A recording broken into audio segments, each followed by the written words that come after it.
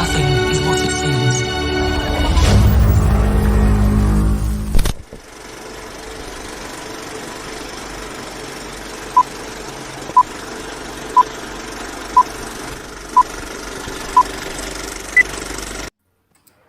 Boa tarde, tudo bem com vocês? É um prazer enorme estar novamente no ar com o nosso Cinearte, nossa quarta edição.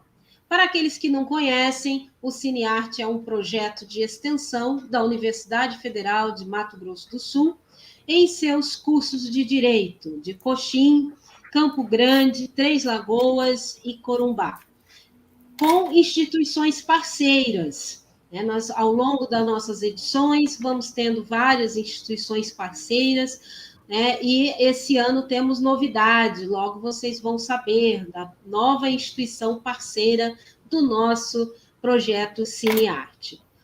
Participe conosco, vocês podem mandar sugestões, temas, de seriados, filmes, peças teatrais, para que os nossos professores façam seus comentários. Nos bastidores, ouvi dizer que vai haver comentário do novo Batman. Não que eu queira já fazer algum tipo de spoiler, mas parece que os professores estão organizando algo aí no novo filme do Batman, né? Mas vocês fiquem à vontade. O nosso programa, ele tem o seu momento ao vivo, que são aos sábados, às 14 horas, horário Mato Grosso do Sul, e ele fica disponível no YouTube para quando vocês quiserem acompanhar, assistir, enfim. Mas fiquem sempre à vontade para participar conosco dos nossos momentos ao vivo. Boa tarde a todos, e convido neste momento o professor Francisco Idílio Rocha, nosso coordenador de Direito do curso de Coxim, que estará no comando desta quarta edição, quase que eu falei errado. Mas o professor Francisco estará conosco, comandando essa quarta edição, e com grande prazer estamos esse ano com vocês. Francisco, o seu alô para a galera, sejam todos muito bem-vindos. Muito obrigado, Elô. É sempre um prazer estar trabalhando aí com a professora Heloísa, é a nossa parceira ali de Três Lagoas. Aqui nós temos ainda também o professor Kaique, parceirão lá de Campo Grande, da FATIR. Nós vamos ter aí um momento onde também a nossa irmã acadêmica de Corumbá vai aparecer. Então, nós estamos integrando todos os cursos de Direito da UFMS, nessa grande família jurídica. E você, acadêmico de Direito da UFMS, é nosso convidado especial para a gente fazer uma integração de política, ética e temáticas jurídicas a partir de obras típicas do mundo pop, seriados, filmes. A gente também não descarta aparecer aí um gibizinho. Bem, mas de qualquer forma, a Heloísa falou que nós temos um novo parceiro.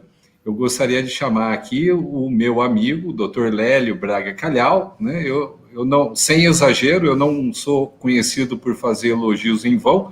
É uma das maiores autoridades em criminologia que nós temos aí no Brasil, e ele é o curador do site Senhor Criminologia.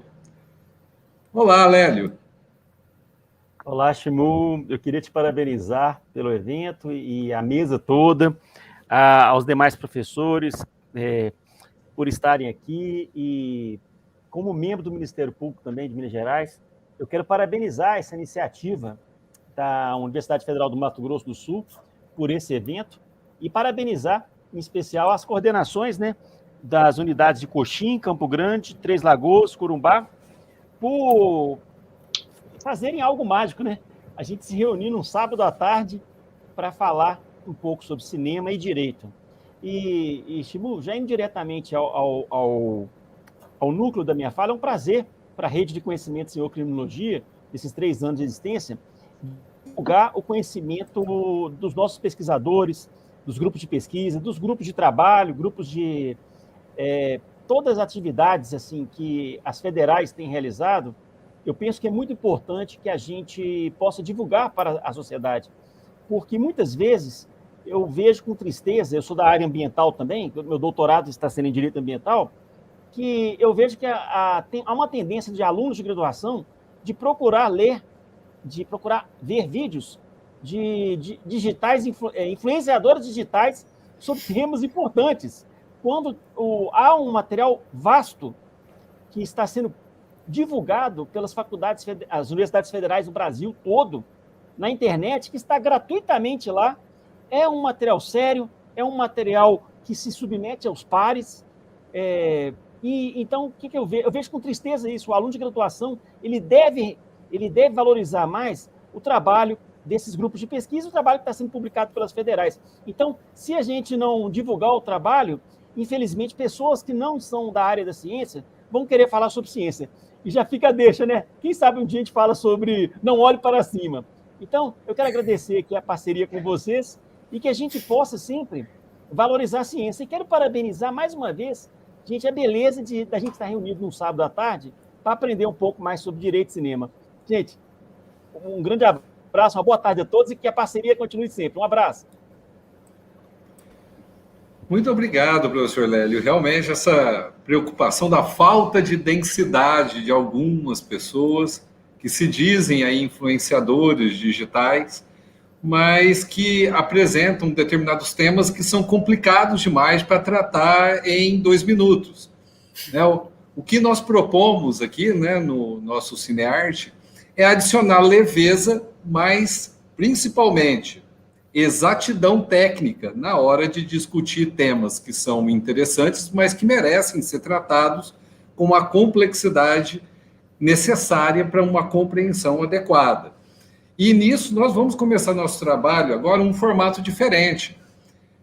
Nós vamos ter agora como entrevistadoras, quem vão conduzir os trabalhos serão as nossas acadêmicas. Nós temos aqui em Coxim a acadêmica Marjorie, a acadêmica Sara. Elas são ali, vocês vão perceber no decorrer dos trabalhos, ótimas alunas e muito curiosas. Nada melhor do que reunir essas pessoas muito curiosas para fazer as perguntas. Para mim, hoje, eu terei o prazer de ser um dos debatedores e também o professor Kaique, que eu já o chamo para dar o seu alô inicial. E aí, pessoal, tudo bem? Boa tarde a todos e a todas. Na verdade, eu fico muito contente de poder participar, mas diminuindo um pouco a expectativa que o professor Lélio colocou, eu me sinto muito mais um participante do Choque de Cultura, fazendo algum comentário aleatório aqui, do que um especialista. Então, obviamente, poder se reunir no sábado à tarde para poder trocar ideias sobre direito criminal, e esse diálogo, né, nessa intersecção com as artes, sempre é um prazer, e especialmente poder conectar pessoas, né? Infelizmente, a pandemia veio, mas ao mesmo tempo ela deixou algum legado, que é poder conectar e a gente usar esse meio, esse espaço virtual para poder trocar ideias, oportunidades que às vezes não seriam tão fáceis assim na correria do dia a dia. Então, estou muito feliz mais uma vez de participar. Sempre que me chamarem, eu estou por aqui. Valeu, Francisco. Bem, sem mais delongas, né? Nós queremos discutir direito. Para isso, então, convoco a nossa acadêmica Marjorie Bezerra para dar início aos trabalhos. Boa tarde a todos. Primeiramente, eu gostaria de cumprimentar o Dr. Lélio Braga, muito obrigada pela presença. Gostaria de cumprimentar o professor Francisco, professor Kaique, é uma honra tê-los aqui conosco como entrevistados. E cumprimentar a minha companheira Sara, que vai me ajudar a mediar esse debate ético e político. Como o professor Francisco falou, no nosso Cinearte a gente vai discutir, né, minisséries, filmes e, se sobrar um tempinho, até um gibizinho da nossa cultura pop. E a gente vai começar com uma minissérie que está muito em alta, está muito em voga, Inventando Anna. Inventando Anna é uma série do Netflix, é uma minissérie, né? Ela tem 9 episódios e se trata de uma história verídica. O que é mais louco, né? Todo mundo que está aqui hoje certamente assistiu. O que é mais louco é que é uma história verídica. E o que eu vou falar agora, quem assistiu vai lembrar muito dos episódios. É verídico, exceto pelas partes inventadas. É a história de Anna Sorokin, ou a Anna Delvey, E a Ana, ela fez se passar por uma herdeira alemã. E enquanto ela fazia isso, ela enganou praticamente toda a elite da sociedade nova-iorquina. E ela ficou muito, muito, muito perto de pegar um empréstimo milionário com um banco de Nova York. E eu queria começar esse debate com uma pergunta, né? A gente já percebe ali, logo nos primeiros episódios, que a Ana está muito preocupada em ser famosa. A questão ali não era o dinheiro, né? Logo nas primeiras conversas que ela tem com a Vivian Kent, o objetivo dela, a gente percebe que é ser famosa. A todo momento ela pergunta se a Vivian entrou como imprensa, a gente percebe que ela quer ser VIP, né? E aí, a gente começa a pensar, por que ela quer tanto ser VIP? Será que ela quer produzir algo, né? Algo que seja interessante ao show business, né? Vai sair desses crimes, né? Desses estelionatos que ela cometeu, vai sair algum produto? Aí a gente começa a perceber que, de certa forma, sim. E aí a gente, elaborando as perguntas, né? Eu e a Sara, a gente tem alguns casos aqui no Brasil que viraram produtos, né? Viraram produtos devido à comoção nacional desses casos, né? A gente teve o caso da Elise Matsunaga, né? O caso Yoki. A gente teve o caso da Suzane von Richthofen. E o que eu queria saber, né? E eu acho que muita gente vai aprender aqui comigo também, com a ajuda de vocês. Eu queria saber se no nosso ordenamento jurídico brasileiro existe algo que proíba, né? Que essas figuras, a Elise ou a Suzane, por exemplo, né, que essas figuras elas obtenham lucros ou vantagens ou benefícios, né, que sejam produtos do crime cometido. Existe alguma coisa que proíba? Olha, Marjorie, uma pergunta bastante interessante, né? A gente tem até que lembrar que a Delphi, a Ana Delphi, ou Sorokin, né, como ela prefere ser chamada de Delphi, né, o personagem que ela inventou, ela vendeu os direitos de imagem para o Netflix por $320 mil. Lá nos Estados Unidos, tinha uma lei que veio muito em decorrência de um fato, né, um crime, uma onda de crimes praticada pelo filho de Sam, finalzinho da década de 70, começo da década de 80. E nos Estados Unidos, eles utilizando o princípio ninguém se aproveita da própria torpeza, eles criaram uma lei, a lei Filho de Sam, que fala o seguinte: todo o dinheiro que é arrecadado por notoriedade criminosa há de ser depositado em uma conta que ficará sobre a gestão de uma associação e ela ficará reservada para pagar indenizações às vítimas dos criminosos. Essa lei original do Filho de Sam, ela foi julgada na década de 80, ela foi julgada inconstitucional pela Suprema Corte norte-americana, por violar a primeira emenda. A gente tem que lembrar até que a liberdade de expressão nos Estados Unidos é amplíssima, muito mais ampla do que a brasileira. Só que aí o Estado americano de Nova York reeditou a lei em 2001, tentando suprir as reservas da Suprema Corte que levaram à inconstitucionalidade anterior. E esses 320 mil da Ana Delvey, eles foram capturados e agora eles estão congelados à espera de pleitos indenizatórios das vítimas dos crimes de Delvey. Aqui no Brasil, nós não temos uma lei do Filho de Sam, ou algo assim. O que nós temos é a questão dos efeitos da condenação. Nos efeitos da condenação, nós temos a perda do produto e do proveito do crime, né?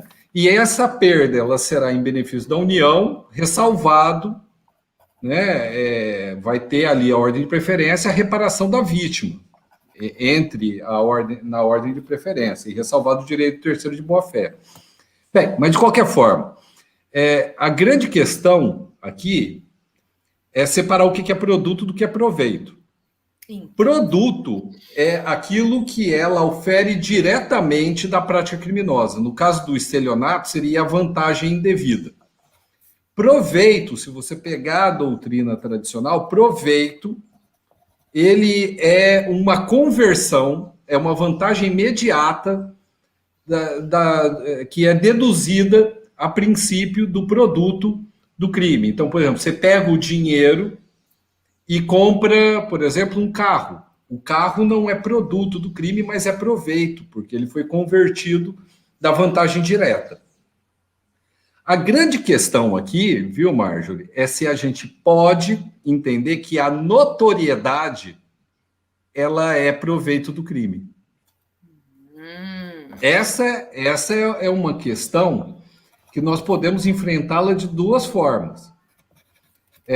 Se eu der uma interpretação lata, ampla, para o conceito de proveito, e notando que a ideia de notoriedade ela pode ser monetizada, ela poderia ser entendida como um proveito do crime. Uma pessoa poderia praticar um crime, além da vantagem direta, querendo ficar famoso e, por ser famoso, capitalizar em cima dessa fama, produto direto do crime, do qual ele vai tirar um proveito. Só que no direito penal, a gente tem sempre que privilegiar a interpretação estrita. E me parece que pegar a notoriedade criminosa e entendê-la como proveito, talvez você esteja ultrapassando um pouquinho os limites da interpretação estrita e já sedimentada no Código Penal. Mas eu acho que é algo defensável. Eu não acho que é algo que vai colar. Aqui no Brasil, nós deveríamos pensar que nesses novos tempos de notoriedade, como capital, se não seria o caso de criar uma lei nos moldes do filho de Sam, que tem lá nos Estados Unidos. Viu? E, professor Kaique, eu acho que eu até falei demais, mas já vou passar a bola aí para você. O que você acha, professor Kaique? Você concorda com o professor Francisco? Olha, eu vou talvez dar alguns passos atrás em relação ao que o Francisco falou, me reservando ao direito de invocar aqui a Glória, como que é o nome daquela moça lá que comentava o Oscar lá, né? Que não sei opinar. Não vou opinar. A Glória Pires. Não sou capaz de opinar. Não sou capaz de opinar. Mas, assim, na verdade, o que eu queria, que eu acho que é uma reflexão, assim, talvez de fundo, para a gente começar a pensar sério as consequências, inclusive sobre depois, né, o que o direito criminal pode reagir frente a isso, é pensar que o nosso direito criminal, ele historicamente é uma das áreas, né, do saber, é um dos campos do saber, que sempre está atrasado. Mas esse atraso não significa que a gente, enquanto operadores do sistema, a gente tem que evitar esse atraso. Porque talvez no momento em que a gente não estiver atrasado nesse sentido, em relação às tipificações, etc., provavelmente a gente vai estar num momento, num modelo em que a gente vai cometer muitas injustiças. Então, é típico, é estrutural do direito penal esse atraso, esse gap, né, entre aquilo que a sociedade faz, como a gente se comporta e aonde a lei penal atinge. Então, agora, principalmente depois de 2020, com a pandemia, eu acho que isso ficou mais evidente porque teve certamente uma expansão de práticas criminosas virtuais, nesse mundo virtual, e a gente ainda não sabe lidar com isso. E, basicamente, o Inventando Ana são golpes, né, são fraudes, enfim, que envolve desafio direito penal clássico, né, que é você fraudar um cheque, que você fraudar, fazer algo muito elaborado. E tem eu não me lembro agora, obviamente, de cabeça, mas tem um dos episódios da série que, quando eles começam a questionar, remontar a viagem para o Marrocos, a Nef, eu acho, né, ela fala assim, vem cá, ela foi obrigada a pagar? Então, a gente começa a desafiar porque todo mundo se sente enganado por ela. Mas as pessoas foram colocadas na trama, muitas vezes buscando algum tipo de vantagem. Sim. E eu acho que a série quebra com esse limite que classicamente a gente entende que um fraudador é uma pessoa ruim, é uma pessoa má, que é estereotipada, e ali a gente consegue ver assim, olha, o advogado que ajudou todo a trama do possível empréstimo, ele estava visando os honorários também. Então ele sabia que o que estava em jogo ali no aproveitamento do possível empréstimo, etc., tinha também, para o lado dele, uma vantagem bastante razoável. Tem um diálogo que ele fala assim, olha, quanto você vai faturar? Mais ou menos 200 milhões. Quer dizer, então, essa linha, que classicamente no direito penal é fácil, ou mais ou menos fácil de identificar, agora ela se torna um pouco mais elástica, assim, né? Curiosamente, eu até essa semana estava conversando com o pessoal da alimentação, tem um livro que eu gosto, que eu acho que me ajuda a pensar nisso, tá? Que eu já até recomendei, talvez, numa outra edição aqui, que é do sul-coreano, né? Byung-Chul Han, não sei se é assim que pronuncia o nome dele, né? Chama Topologia da Violência e Logos, né? Ele tenta estudar aonde é que está a violência.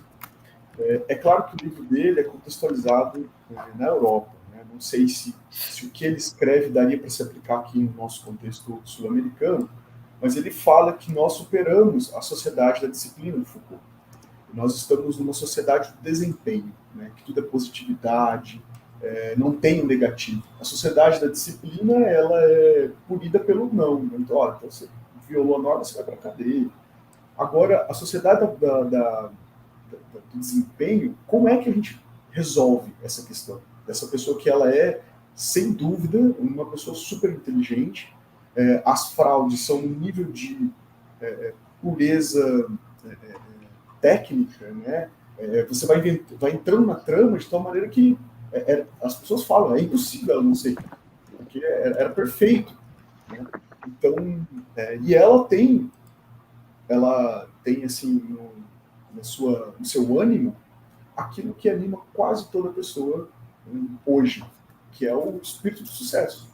E o que eu vou fazer para obter esse sucesso? Violar uma norma? Quem aqui talvez não tenha violado uma norma para obter algum tipo de sucesso? A questão é saber onde que a regra é posicionada. Essa que é a complicação, né? E obviamente não estou fazendo uma defesa, claro que não, né? Mas é que é difícil analisar do ponto de vista penal sem descontextualizar esse contexto criminológico da nossa sociedade. Onde que essa Ana ela está inserida? Qual é o mundo dela?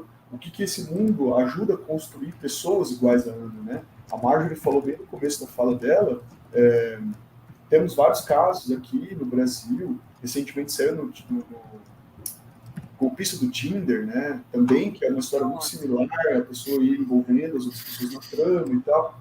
Então, isso vai envolver também outros aspectos do direito penal que eu acho interessante, que é pensar a culpa, como que é construída a culpa nisso, né? Ela se sente injustiçada porque ela é uma pessoa genial, ela tem uma ideia de negócio, né?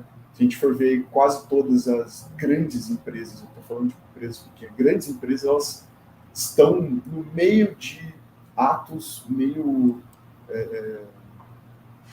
de ética discutível, né? Sempre teve lá o problema da Apple e a Microsoft desde o começo da fundação, né? Então, assim, o mundo hoje ele se comporta de um jeito diferente e o direito penal tem que se comportar de um jeito diferente, né? A questão é saber qual é o limite disso. Então, certamente, o que o Francisco disse, né, sobre os proveitos, isso é uma discussão dogmática bem interessante, né?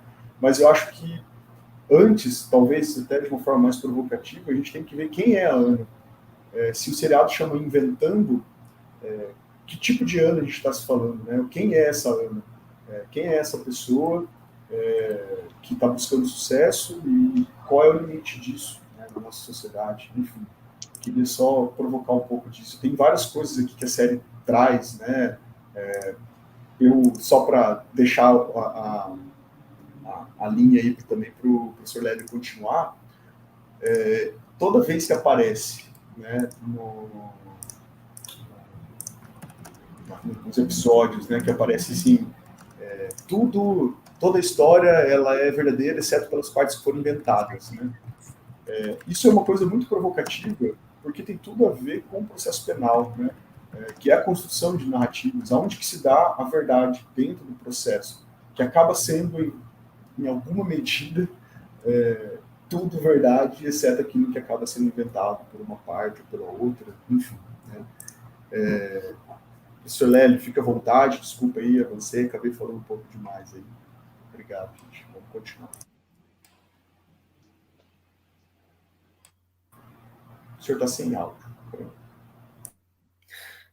Eu acho que o que eu tenho a falar aqui vai ao encontro que vocês falaram, do Byung-Chul Han, acho que fala assim, professor. Eu posso adicionar também uma fala dele, que está no livro Sociedade do Cansaço, que essa sociedade de desempenho nos levou a ser escravos de nós mesmos hoje. Hoje não precisa botar... Não há necessidade de uma sociedade de supervisão, aquela que a gente conheceu na literatura antiga. Por quê? Porque hoje o ser humano se explora por si só, nessa busca eterna de ter esse desempenho acima de tudo. E aí eu tenho a conexão nossa com o crime, que é a seguinte: duas coisas que o cinema traz e que atraem muito as pessoas: o crime e a violência. No caso, é uma série, né? Eu estou falando cinema, gente, mas vamos colocar cinema em sentido amplo, né? Porque agora nós vimos em 2022, no Oscar, né, que o streaming entrou com força, e agora já está ganhando prêmio. Então, eu acho que a Paramount, a Universal e outros, a Disney, deve estar apertadas agora, porque o streaming está mostrando... ele começou com muita quantidade, pouca qualidade, agora está com muita quantidade e está trazendo filmes de qualidade assim, muito boa. Então, eu penso que a violência e o crime, que sempre atraiu as pessoas para os filmes, está atraindo as pessoas agora para as séries no streaming. Então, isso vende, isso atrai a curiosidade das pessoas, as pessoas comentam isso, e isso é algo que é estudado na criminologia, porque dentro daquela subdisciplina, podemos falar isso, né? Mídia e criminalidade. Como que isso afeta as pessoas? Como que um jurado pode chegar num julgamento, um juiz leigo, né? Após ser submetido a essa série de elementos, né, nos filmes? Será que isso não vai afetá-lo, sua capacidade de julgamento, vendo esse tanto seriado que traz violência, e de repente, trabalhando erroneamente com conceitos que podem levar até à condenação de uma pessoa inocente? A gente tem que tomar cuidado com isso. E a criminologia estuda isso, né, em especial a vertente sociológica. Do que aconteceu na Ana, eu tiro muito que isso se encaixa perfeitamente com uma das teorias mais importantes da criminologia, que é a teoria da anomia, de Robert King Merton. O que basicamente, a partir de 1938, Robert King Merton falou?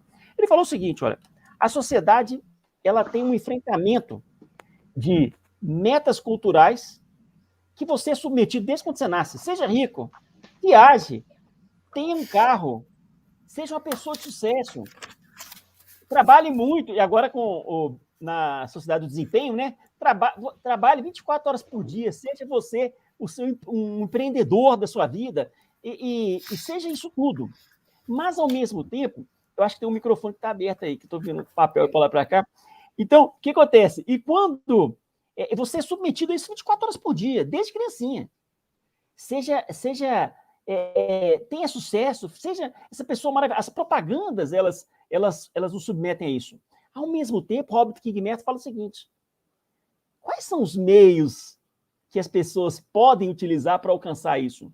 Então, nós temos essas metas culturais e temos os meios que a sociedade dá para as pessoas chegarem lá. Trabalho, ganhar na loteria, uma herança. Então, assim, não precisa ser muito inteligente, fazer uma conta muito grande para ver que as metas são elevadíssimas, para chegar lá é quase que impossível para a maioria, e os meios que são dados para as pessoas são muito insuficientes para chegar lá. Então, o que o Merton fala, basicamente, nessa nova visão da teoria da anomia? Ele fala o seguinte, que o ser humano ele vai seguir, então, 5 alternativas. A maioria vai ser conformista. Ela vai aceitar, olha, eu poderia ser rico, eu poderia ser isso, eu poderia ter esse sucesso. E é interessante, né? Que a Ana não quer dinheiro, ela quer o sucesso. Olha para vocês verem como a meta cultural que ela persegue, as metas culturais são apesar de serem todas, elas são respingadas, né? Elas são jogadas para cima das pessoas, as metas são as mesmas. Mas cada um vai escolher uma meta. Não, eu quero dinheiro, eu quero um lar, eu quero ter uma segurança. Ela escolhe A fama. E isso é o que move muitas pessoas no meio digital. A fama e outra coisa, através da fama eu vou ter dinheiro, muitos pensam nisso. Agora, o que a maioria da sociedade faz? Segundo a visão do Robert King Merton, a maioria da sociedade é conformista. Ela aceita, olha, eu aceito que as metas culturais são altas, mas eu aceito que os meios que a sociedade me dá, eles são suficientes. Então eu vou trabalhar e tocando a minha vida. E aí, se eu chegar lá, bem, se eu não chegar, amém. Isso é o que a grande maioria da sociedade faz.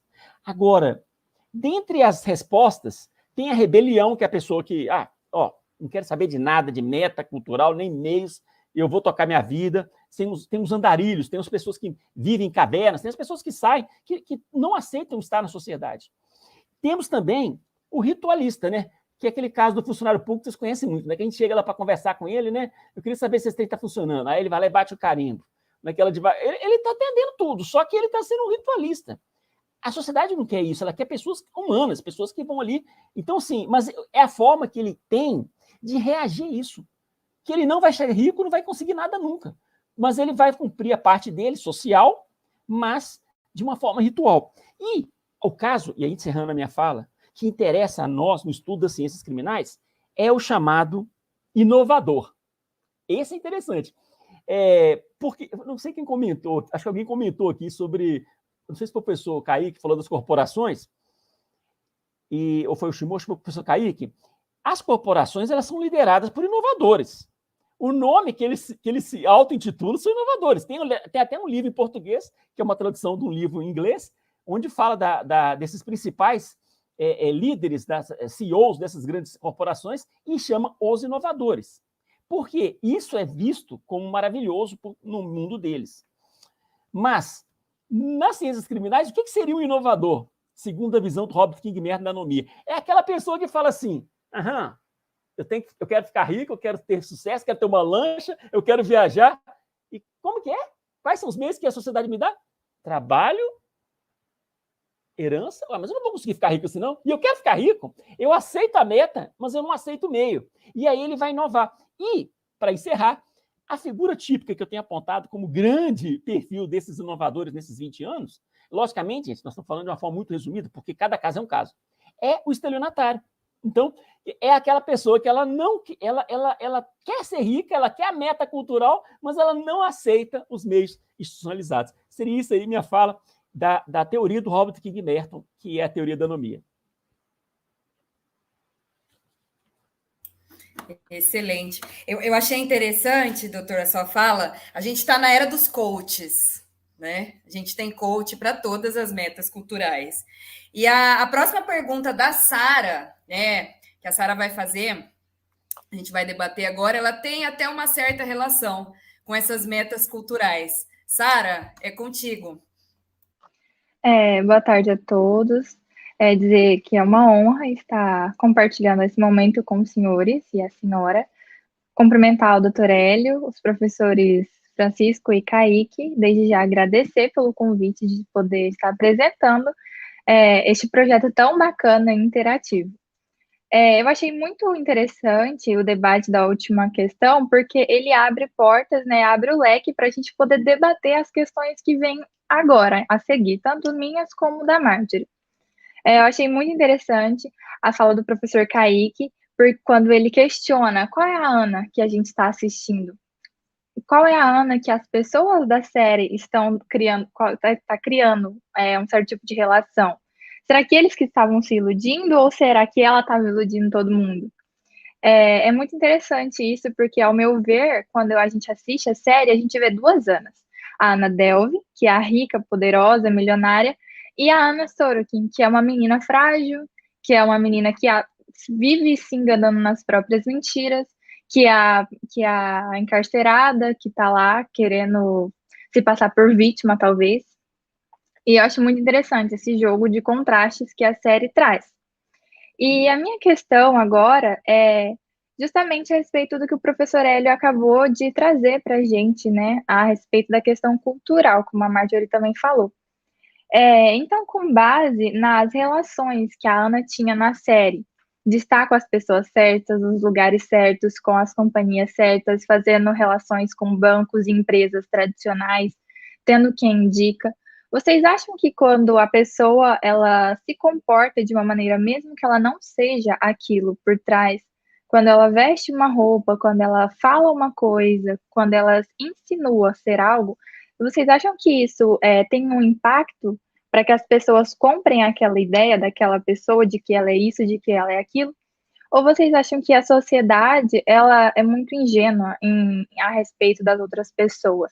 Porque a gente sabe que tudo que é atrativo, tudo que é bonito, a gente sente desejo de conhecer, seja uma pessoa, seja um livro, seja, enfim, infinitas coisas. Então, vocês acham que pelo fato da a Ana Delving se comportar daquela maneira, as pessoas acabaram criando uma certa confiança nela?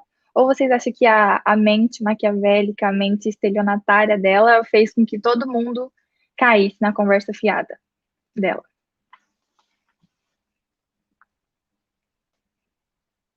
Seu microfone, Sim. professor. Sara, mas que pergunta, viu? Olha, eu vou fazer igual o Kaique, vou dar alguns passos atrás, tá? Eu até faço uma relação com outra série muito boa, né, que House of Cards, do Netflix. O personagem principal, né, inclusive o ator foi cancelado recentemente devido a alguns escândalos, né? Mas ele fala que, a princípio, existem dois tipos de pessoas. Aquelas que escolhem os verdadeiros valores na sociedade de hoje, que seria ou escolhe poder ou escolhe dinheiro. Né? E ele fala que as pessoas realmente inteligentes escolhem poder, que com o poder você consegue dinheiro. Eu acredito que nos tempos de hoje a gente tem que adicionar mais um elemento, que é a fama. Hoje, se você perguntar para algumas pessoas, vocês preferem fama, dinheiro ou poder? A maioria, talvez, da nova geração, né, das gerações mais novas, talvez prefira fama, porque acreditam que a fama é o trampolim para conseguir dinheiro e poder. A gente vê isso na Ana, né? A Ana, eu gostei muito, o professor Kaique aqui ativou aqui os meus neurônios aqui com as perguntas dele, quase fundiu minha cabeça, porque a Ana, ela há uma questão de a Ana que ela é, projetada para a Ana que ela quer ser, e a imagem da Ana que é percebida pela audiência que segue esse personagem misto ficcional, misto real, que é a Ana Delvey, né, criada pela Sorokin. Então, nós temos que ela fala assim, qual que é o maior patrimônio dela? Eu acho isso que é uma questão interessante. Qual que é o maior patrimônio dela? Eu não quero que minha imagem seja arranhada. Eu quero que as pessoas me vejam como glamurosa, tá? Eu quero que as pessoas continuem me percebendo como tal, porque é assim que eu ganhei até agora, e é assim que talvez será a condição para que eu sobreviva, manter essa mística. Eu fiz toda essa digressão para falar o seguinte, viu, Sara? Todo estelionatário, ele tem um quê de romântico. Talvez de todos os criminosos, ele seja o mais romântico de todos. Primeiro, que ele não é violento. Segundo, que ele explora as próprias fraquezas da vítima. Em algum grau, a ingenuidade e, no outro, uma certa malícia, que a gente chama de fraude bilateral. Veja o primeiro namorado, o namorado da Ana Delvey. Né? Ele próprio era um pouco um estelionatário também. Só que a Delvey era mais esperta que ele. Né? Nós temos algumas questões que o estelionatário, nesse romantismo, eu vou até pegar a sabedoria do meu avô, que fala assim, por falta de trouxa, malandro não fica sem matula. Nossa ideia geral é que a pessoa que foi enganada, em algum ponto, ela mereceu, de certa forma, ser enganada. Porque talvez ela tenha sido gananciosa, ou porque ela não tem a inteligência necessária para sobreviver. Essa questão eu precisei tratar para ir à questão da resposta da sua pergunta. Esta nova essas novas possibilidades de estelionato, utilizando da fama, ela explora muito o caráter também da sedução. O que é algo sensual? Algo sensual é que nos atrai. Em um determinado momento do seriado, um dos amigos da Ana fala: a Ana, ela parecia ser poderosa. A Ana, ela parecia saber todas as respostas. De certa forma, a Ana Delvey não é só quem a Anna Sorokin queria ser e trabalhava para ser, mas ela também é um reflexo de que as pessoas que gravitavam ao redor dela também queriam ser. Daí a sensualidade. E ela explorando essa sensualidade, o atrativo dessa persona inventada, ela capitalizou essa sensualidade para alcançar os seus fins, que, como disse o professor Lélio, ela utilizou as armas que ela tinha, não necessariamente as armas que a sociedade admite como adequadas, mas que dentro de uma sociedade onde a notoriedade ela é superdimensionada como valor, ela se torna a isca perfeita para ela galgar as escadas do alpinismo social e chegar no topo. O que você acha disso, professor Kaique? Bom, a pergunta da Sara é a pergunta, o santo graal, assim, das reflexões, sinceramente, né? Se a gente conseguisse pensar sobre isso, a gente conseguiria definir muita coisa no direito criminal. Mas a verdade é que pensar o Inventando o Ano, existem muitas camadas de reflexão, né? Uma coisa que me fez lembrar agora também, até pela fala do professor Francisco e do professor Lélio, até para começar essa discussão aqui, eu queria, para começar não, porque já começou, né, para desenvolver duas ideias que eu acho que a série provoca e o sistema de justiça precisa pensar. Nós três aqui estamos colocando uma posição de poder, 3 professores e 2 alunos.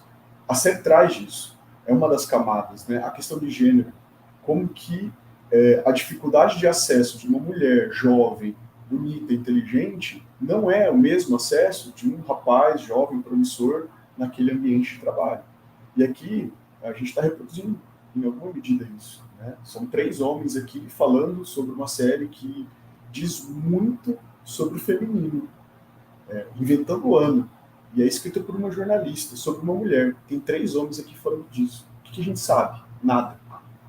Então, o que a gente acaba reproduzindo aqui é muito do que o Inventando o Ano provoca. A gente também vive essa falsidade, né?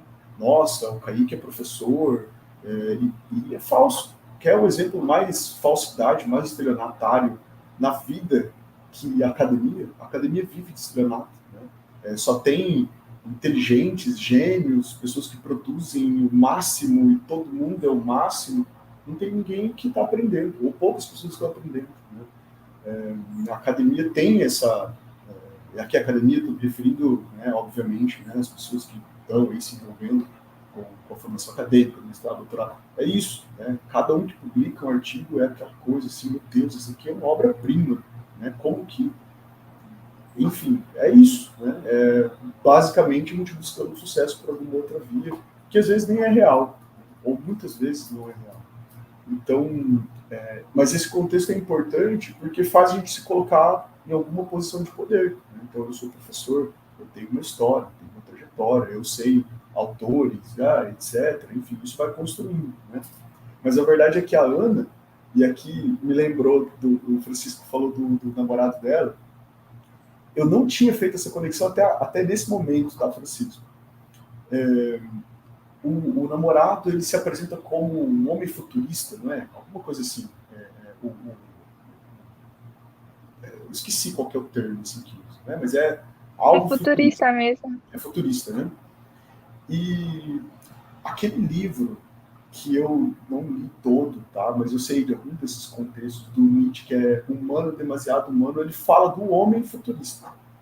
E é o quanto que olhar para a Ana é também a gente se olhar para si, né? Nas nossas fraudes, nas nossas falhas, naquilo que a gente, às vezes, não necessariamente a gente mente, mas a gente inventa de um jeito meio fantasioso, a gente vai valorizando. Quando a gente tira a foto no Instagram e publica lá na praia, as pessoas não estão vendo a realidade dessa foto. Porque às vezes você acabou de brigar com o namorado, com a namorada, com o pai, com a mãe, que você teve que, sei lá, parcelar essa viagem porque não tinha dinheiro para pagar. As pessoas estão fantasiando que ela está no paraíso, tirando férias, enquanto eu estou aqui na minha casa trabalhando. Então, até que ponto a gente ajuda a construir esse tipo de fraude? Não, e aqui, obviamente, eu não diria que culpando a vítima em si, né? Mas é que pensar o direito criminal hoje, com esse tipo de conduta, é muito mais complexo do que pensar o fraudador do cheque que engana o velhinho no bilhete da loteria, sabe? Então, existe, né, uma troca de favores, enfim, olha, eu vou aqui, faço um post, publico e tal, enfim, né? Então, tem várias camadas de análise desse filme, né? Uma das coisas que eu acho que é bem provocante e que tem tudo a ver com o direito criminal, talvez no começo um pouco mais sutil, mas eu acho que ao longo da série vai se aprofundando, é essa questão do feminino. Será que se fosse um homem fazendo o que a Ana fez, teria essa repercussão? E aí a gente começa a criar também a própria personagem da jornalista, que tem um diálogo, eu não me lembro agora em qual momento acontece, fala assim, olha, ela errou na matéria lá anterior dela. Quantas vezes o Kaique, humano, branco, né, homem, não falhou e as consequências talvez não chegaram nem perto daquilo que poderiam ser para outras pessoas. Então a gente começa a pensar numa outra camada que é a seletividade da punição também, né? Então, como que isso se dá, esse arranjo assim, nessa sociedade? E aqui, para quem, né, não sei todo mundo que está acompanhando, mas tem várias pessoas que ajudam a pensar, fazer essas reflexões que não estão, obviamente, dentro do direito, né? São reflexões que vêm da sociologia, da filosofia, da antropologia. Um cara que é o Guy Debord, né, que ele fala de sociedade do espetáculo, ele fala uma coisa que é muito interessante, que ele coloca a moda como centro de revolução das sociedades. Porque quando você muda a moda, é óbvio que ninguém anda vestido na rua igual aquelas pessoas andam na passarela. Mas aquilo é revolucionário em alguma medida, e as pessoas começam a introjetar essa revolução e mudar o comportamento. E a Ana faz isso. Ela quebra com a lógica, assim, né? E quando todo mundo está com medo de falar, ela vai lá e despreza a pessoa. E a pessoa diz, nossa, como que eu não fiz isso? E ela ganha respeito com isso. As pessoas começam a respeitá-la porque ela cria esse corte, né, no comportamento mais ou menos linear, comportamento mais ou menos seguro, né, das amarras sociais. Ela vai lá e corta isso. Então, desprezando muitas vezes, né, enfim. Mas, bom, tem várias camadas de reflexão, é muito interessante. Acho até que tem um outro ponto que eu deixei anotado aqui para refletir, que já no finalzinho, não sei se era no penúltimo ou no último episódio, quando a jornalista ela vai buscar os pais da Ana, né, na Alemanha, ela chega e pensa o seguinte, tem uma conversa com os pais. Né? E aí ela fala assim, olha, nós não somos monstros. A gente não cria, os filhos não são fruto apenas da nossa criação. Isso é uma coisa muito importante, porque na nossa sociedade, sei lá, mais ou menos, né, na sociedade da disciplina, essa é a lógica. Nós somos frutos da nossa criação. A gente não observa uma margem de diferença. Assim. Então, aquelas instituições, né, que criam escola, família, trabalho, são rígidos e não tem maleabilidade nisso. E a Ana mostra assim, olha, não tem nada a ver. Não importa o quanto você educa, não importa o quanto que você dá enfim, de noções para o seu filho. Seu filho está no mundo. E o mundo de uma pessoa que nasceu aí, principalmente pensando aí no século XXI, é um mundo que os pais não viveram. Então tem um choque aqui muito grande, né, de concepção de mundo. São as pessoas que são formadas dentro das redes sociais, né? Eu certamente consigo afirmar, eu, Francisco, Lélio, não fomos nascidos na rede social, na internet. Então, o nosso exercício é um exercício acaba sendo de aprendizado, né? Então, poxa, tem Instagram, legal, como que mexe? Me ensina como que mexe. Pergunta se um jovem, alguém ensinou ele a mexer. É óbvio que não. Ele pega e já sabe, porque é intuitivo, porque isso já faz parte do comportamento, né? E isso vai fazer com que tenha um choque imenso entre como as pessoas pensam o direito penal, rígido, uma caixinha fechada, e como esses novos comportamentos desafiam o direito penal. É óbvio. Né? Não é simples criminalizar esse tipo de conduta.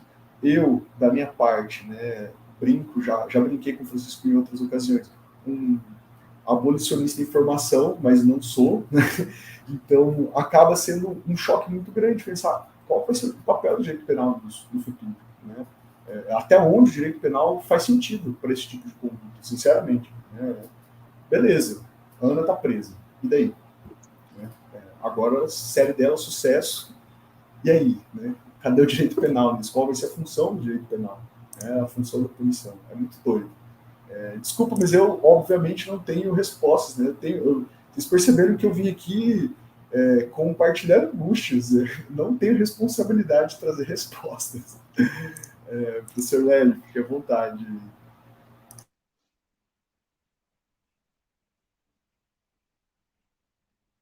Eu tenho 3 ideias pequenas que eu acho que vão ser adicionadas ao que o professor Kaique falou. Primeiro, eu não sei se eu consigo compartilhar aqui, acho que você vai ter que aprovar isso, Shimu. Olha para vocês verem uma realidade que a gente está enfrentando na última década, principalmente. Estou compartilhando uma tela aí. Vê, Shimu, se apareceu para vocês aí. Você vai ter que autorizar, eu acho, Shimu. Há cada vez mais estudos apontando que o abuso, e aí, gente, estão falando, não é do uso, não, é abuso, no uso das redes sociais, tem levado pessoas à depressão e à solidão. Eu conheço pessoas que têm pavor do Instagram, porque aquilo ali é uma situação de você mostrar uma vida que todo mundo é feliz, todo mundo está viajando, todo mundo está na melhor. E outra coisa, até pessoas que são fãs no Instagram, e eu conheço vários, viraram para mim essa semana e falaram assim, nossa, o povo naquele stories do Instagram sempre são as mesmas músicas.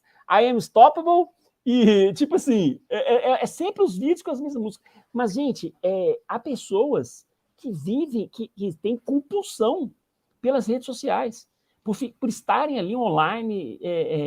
E olha, eu vi um outro estudo que comprova que as pessoas consultam o celular centenas de vezes ao dia, sem perceber. Sem perceber, a pessoa vai ali, toda hora, ela acha, eu olho 5 vezes por dia. Não, você olha mais de 100 vezes ao dia, dezenas de vezes. Então, assim, a gente está virando um pouco escravo disso. E aí, encerrando o compartilhamento, e dentro do que o professor Kaique falou, a gente tem que tomar muito cuidado com a rede social.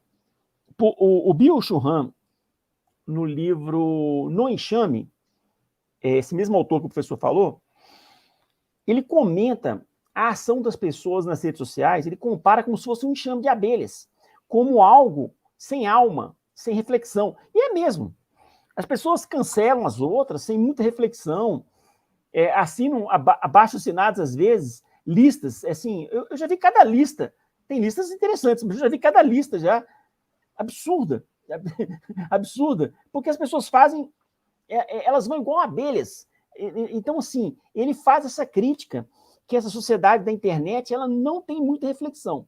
E, já que nós estamos falando de redes sociais, nós temos que falar, e aí acaba a minha intervenção, sobre situações que a gente está vivendo hoje na pós-modernidade, que é fake news, como isso está afetando, isso afeta as eleições, afetou o Brexit.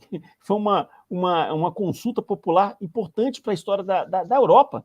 E teve interferência negativa de fake news. E aí eu quero deixar para vocês aqui, não sei se os professores gostam, mas esse livro aqui, Os Engenheiros do Caos, ele fala sobre fake news, teoria da conspiração sobre o algoritmo e como isso afeta a vida da gente. Inclusive, afeta as nossas avaliações e reflexões. Então, a gente tem que tomar muito cuidado, porque a todo momento nós estamos sendo supervisionados pela internet, o algoritmo está olhando. Se você falar assim, nossa, eu quero comprar o último livro do Game of Thrones, que eu não comprei ainda, você vai ficar a semana toda recebendo propaganda de Game of Thrones. Isso os cookies, né, vão capturar essa informação e vão. E isso é feito hoje numa potência muito maior e a gente nem está sabendo. Então, só tomem cuidado com isso, a gente tem que tomar cuidado. Eu acho que a internet veio para coisas boas, mas essa busca pela fama, essa vida irreal que muitas pessoas falam que o Instagram representa, porque ali, mais do que muita imagem, né, de sucesso, e todo mundo de bar, andando de lanche e tal, mas olha, tem que tomar cuidado, porque isso é explorado principalmente pelas grandes corporações. Eu não duvido nada, e para encerrar aqui, gente, que daqui a menos de uma década, uma dessas corporações aí, ela vai ser despedaçada judicialmente. Eu não duvido, porque já existe no direito um precedente, que foi a Standard Oil Company, que foi a maior empresa de petróleo do mundo em 1911, que após décadas e décadas de abusos corporativos, ela foi despedaçada em empresas menores. Então, assim, eu não duvido que em algum momento no futuro o governo o governo americano vai falar assim, ó, não pode, do jeito que está, não pode continuar. Mas, olha, então, essa é a minha contribuição sobre essa última fala do professor Kaique e do Francisco. Obrigado. Bom, foram respostas, né, muito interessantes, que abriram novamente leques para as nossas próximas perguntas. Isso mostra que a gente está um pouco alinhado nas respostas e perguntas aqui, porque a pergunta da Marjorie agora é justamente a respeito disso. Então, é com você, Marjorie. Justamente, a gente vive um pouquinho a cultura do like, um pouquinho, como o Dr. Lélio falou no início, às vezes as pessoas elas não têm noção do peso daquela fala de 2 minutos, né? Da responsabilidade, aonde está chegando, aonde essa fala está chegando. 2 minutos é o suficiente para você falar de política? É lugar de falar de política o Instagram? Certamente não, né? E aí a gente acabaria entrando em outras questões. Mas a minha pergunta é a seguinte: a gente está vivendo a cultura do like, né? Como o Kaique disse, essa geração já nasce sabendo mexer, é intuitivo, né? A gente às vezes se perde, essa geração mais nova do que a gente, ela já sabe mexer muito bem, ela já domina, né? Ela já domina as configurações que às vezes a gente se perde um pouquinho para usar. E aí, muitas vezes, essa geração, ela entende que a existência plena é ter likes, né? Às vezes não é simplesmente compartilhar com a família, compartilhar com os amigos distantes, é só ter os likes ali, pronto, acabou, né? Assim como a Ana buscava muito ser famosa, né? Ser respeitada através da imagem dela. Vocês acham que o sucesso, né? A Ana fez o que fez, a história é verdadeira. Vocês acham que o sucesso da série ela pode fazer com que esses jovens adeptos da cultura do like eles cometam crimes dessa natureza?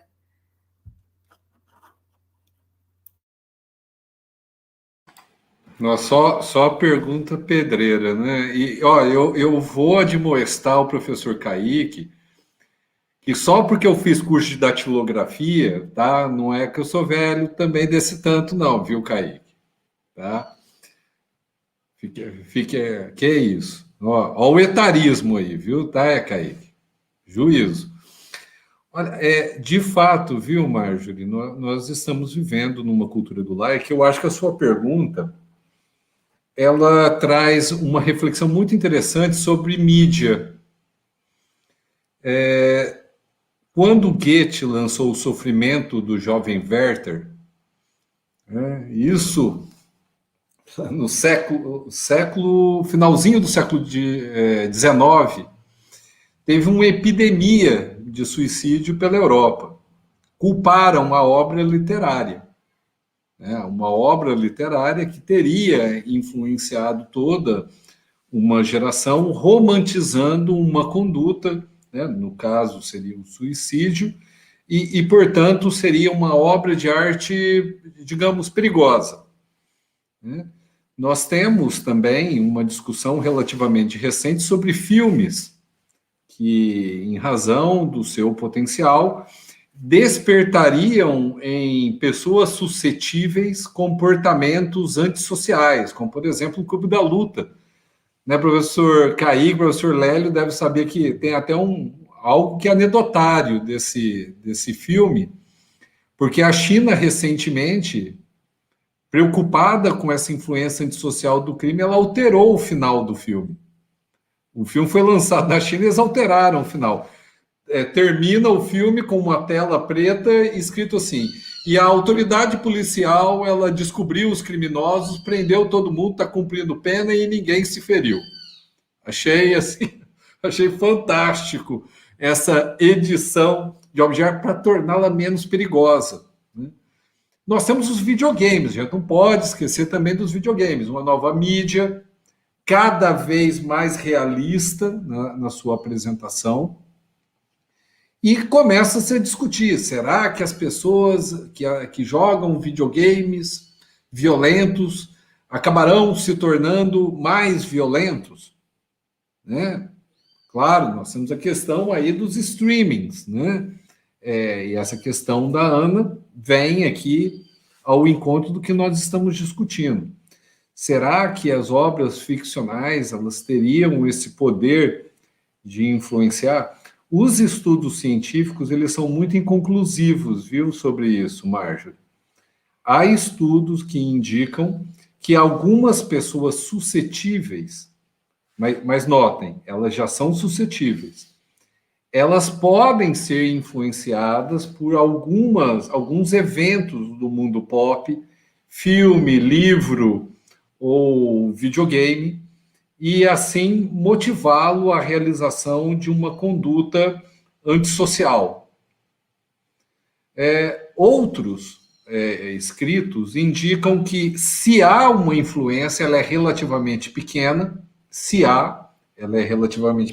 dentro de uma margem de erro que não dá para afirmar categoricamente que existiria, e outros ainda argumentam que a obra, ela tematiza o comportamento antissocial, mas já haveria na pessoa aquela ideia: eu estou procurando uma desculpa para a realização. Veio a calhar desse filme ser o álibi do momento. Eu, pessoalmente, eu acredito que nós somos seres que sofremos influência, essa multifatorial, a criminalidade, e eu, de fato, não acredito que as obras ficcionais exerçam em intensidade tal que mereçam a patrulha. Noutras palavras, é possível que alguma pessoa seja influenciada pelo seriado Ana para fazer um copycat do método da Ana? Sim, é possível. Teve o CSI, esse aí é do nosso tempo, Kaique, seriado antigo aí do nosso tempo. O CSI, quando ele foi lançado nos Estados Unidos, o FBI alertou que ele, ao expor os procedimentos de criminalística, eles estariam ensinando os criminosos a tomarem precauções para não serem pegos. Mas, estatisticamente, isso não demonstrou que o número de criminosos se evadiu. Eles passaram a usar luvas, alguns passaram a usar mais luvas. Mas, de novo, isso dentro da macro, dos números macro da criminalidade, isso não parece ser relevante. Tá? Pelo menos é assim que eu percebo o problema. Eu não sei se os meus colegas vão perceber da mesma maneira. Professor Kaique? Bom, a verdade é que, assim, quando a gente pensa... A sua pergunta, Marjorie, ela é a pergunta que inspira, em alguma medida, a própria criação do estudo da criminologia, que é tentar identificar por que pessoas cometem crimes, né? Então, essa é a pergunta, o santo graal do direito criminal. Por que pessoas cometem crimes? Porque uma vez identificado por que uma pessoa comete crime, eu vou poder tomar alguma atitude enquanto Estado, sei lá, né, para que isso não aconteça. Acontece que essa busca, a gente já percebeu que é uma busca que não só, em grande medida, ela não vale a pena, como ela não chega em lugar nenhum. No sentido de que importa menos saber por que a pessoa comete crime, mas sim quais são as consequências, ou como que esse crime ele é construído do ponto de vista normativo, como que se dá o controle social. Isso é uma pergunta que talvez seja um pouco mais relevante nesse momento, assim, sabe? Então, sei lá, quem estuda criminologia vai conseguir pensar pelo menos umas 5, 6 teorias aí que explicam por que pessoas cometem crimes. Essas 5 teorias, 6 teorias, existem 20, 50, estou falando de 5, 6. Elas explicam parte do fenômeno, elas não explicam o todo, elas não se anulam, elas se complementam. Então, não tem uma coisa que fala assim, olha, pessoas cometem crimes porque elas são pobres. Sim, parte das pessoas cometem crimes por uma questão social, mas isso não explica o todo, né? Então, eu acho que a grande virada da criminologia é falar assim, tá, quanto tempo que a gente vai começar a perder olhando para tentar identificar o que passa na cabeça de uma pessoa, o que anima uma pessoa, né, na prática do crime, e o foco, na verdade, acaba sendo outras coisas. Controle social, por exemplo, né? Controle das polícias, controle da acusação, da jurisdição, da defesa, enfim, sistema penitenciário.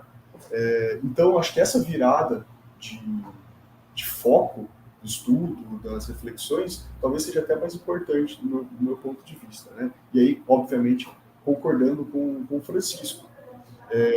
É tão interessante, isso é tão interno e difícil, porque quando a gente cria lá na Alemanha, né, assim, cria não, né, mas desenvolve essa ideia de dolo, é algo tão difícil de explicar numa aula de graduação. O que é dolo? É a intenção. Mas será que a gente consegue medir a intenção da pessoa? Né? Como que a gente mede a intenção? Aí fala em dolo normativo, são as consequências. Então, assim, é difícil. A gente cria uma narrativa, um estudo dogmático, racional, mas enquanto um fenômeno prático da cabeça da pessoa, a gente não sabe. Essa é a grande verdade. A gente não sabe. Né? A gente consegue apontar, olha, essa é a direção, mas não conseguimos constatar isso, assim, né, 100%. Então, pessoas podem cometer crimes por causa dos likes? Acho que sim, mas eu acho que isso é irrelevante também. Porque as pessoas sempre estão cometendo crimes, todos nós estamos cometendo crimes, né? Sexta-feira, eu dou aula sexta-feira à noite, imagina, sexta-feira à noite até as 10 horas da noite. Então é um caos, né? Eu brinco com o pessoal ontem, eu estava dando aula, falei pro pessoal assim, às vezes teve gente até que cometeu crime antes de vir. E aí eles ficaram, vocês não estavam lá no Escobar antes de vir para cá, né? Vieram dirigindo, é crime, sabe? Mas a gente não internaliza a consequência, porque quando a gente internaliza essa consequência, é difícil conviver com isso, com a culpa, né? O tempo todo com a culpa, o tempo todo que nós somos violentos, o tempo todo que nós somos errados, que a gente viola a norma, é difícil. Então a gente vai criando bloqueios. A Ana faz isso. A Ana não vê comportamento errado dela. Ela é uma mulher bem-sucedida, inteligente, capaz de desenvolver o projeto que ela tem. É um projeto de vida. Assim, eu quero ser bem-sucedido. Para trazer uma provocação assim, sobre isso, né, até onde pode chegar, olhem o quão violento é uma pessoa que resolve, aqui eu vou escolher meio que aleatório, mas não tão aleatório assim, a pessoa que decide, eu quero ser um advogado de sucesso, ou uma advogada de sucesso. E o que eu preciso fazer para isso? Tá? Eu tenho que montar uma banca de escritório. Então eu tenho que me vestir bem na hora que for falar com o cliente. Eu vou colocar um terno que vai chamar atenção. Eu vou ter que trocar meu carro. Ou então eu vou ter que alugar um carro que não é o mesmo carro que eu uso no dia a dia, para a hora que eu chegar no atendimento com o cliente, ele achar que eu tenho uma Mercedes. Isso vai fazer com que esse cliente fosse, pô, esse advogado é bom, porque ele tem uma Mercedes. Mesmo que aquela Mercedes seja alugada para aquele dia, né? Ou o quanto que é violento uma pessoa que decide, não, vou fazer concurso público. e eu vou começar a estudar 10 horas, 11 horas por dia, e eu vou ignorar o que está acontecendo na minha casa, na minha família, com a esposa, com meu filho. São tipos de violência diferentes. Mas a pessoa está a visão de túnel, né, que ela não consegue enxergar o que está ao redor dela, e nesse meio do caminho ela vai atropelando pessoas, coisas, né, enfim, pessoas que amam, e ela não percebe isso. A Ana, da forma como é construída na série, me parece que é algo nesse sentido, né? Ela não se sente culpada. E, sinceramente, aqui entre nós e todo mundo que vai poder ver esse vídeo, até que ponto ela é culpada? Né? Não sei, eu realmente não sei. Obviamente eu estou defendendo ela aqui, assim, né? Que ela é inocente, claro que não. Né? Mas até que ponto ela não pode ser... E o finalzinho da série provoca isso. Né? É uma menina sofrida, sofreu preconceito, imigrante. O que é ser imigrante num país do sucesso, e que o seu sotaque ele vai definir muitas vezes se você vai conseguir acessar uma coisa ou não. Né? Então você foi criado nesse ambiente e você quer acessar, né, boas coisas, até que ponto a cor da sua pele não vai te restringir a isso, e vai fazer, que é o caso do namorado. Né? Então ele é asiático, e aí ele, puxa, eu tenho que usar isso. Então ele se vitimiza para tentar, enfim, como eu disse logo no começo, né, são muitas camadas de reflexão no Inventando Ana. E o que eu acho interessante, assim, nessa sua provocação sobre por que pessoas cometem crimes, né, eu acho que é pensar por que pessoas não cometem crimes. Será que existe uma pessoa que não comete crime? Né? Assim, certamente tem pessoas que não são pegas. Tem pessoas que não cometem crimes. Né? A gente para hoje para pensar em, sei lá, quantas condutas incriminadoras existem no Brasil hoje, assim, a quantidade disso é enorme. Né? Então, é claro que olhando para o caso da Ana, a gente olha, tem um dos episódios que eu acho bem provocador nesse aspecto, quando a jornalista fala assim, o meu parceiro lá no artigo que deu errado, que ela fez, ele me colocou na fogueira, eu me ferrei, e ele foi promovido. Então, assim, às vezes, o próprio cara do banco lá, o advogado, o cara estava envolvido num esquema de fraude, e ele conseguiu mais cliente. Né? Então ele conseguiu um outro andar. Assim. Então é difícil, é muito difícil, né? Especialmente no mundo corporativo. Assim, não é uma solução, não tem uma resposta simples, enfim. E o Francisco falou dos games, né? Eu me lembrei do... Eu não li o livro, tá? Recomendo às cegas, mas eu conheço muita pessoa, sei da qualidade do trabalho. O professor Salah Khaled, ele foi meu professor, e ele tem um livro chamado Videogame e Violência, Cruzadas Morais contra os Jogos Eletrônicos no Brasil e no Mundo. Ele é um estudioso de criminologia, e tenho certeza que ele deve ter reflexões bem interessantes sobre isso. Né? Porque, bom, óbvio que qualquer a mídia, né, o professor Lélio falou sobre isso, né? A mídia tem impacto no nosso comportamento. E quando a gente está falando de direito criminal, a gente está falando de comportamento. É isso. Né? Uma coisa não está desassociada à outra. A questão é entender qual é o nível dessa influência, né, e como a gente tem a capacidade de determinar o nosso comportamento. Né? Será que é porque eu estou vendo filme violento? Eu sou fã do Tarantino, eu vou sair por aí, né, esfaqueando todo mundo?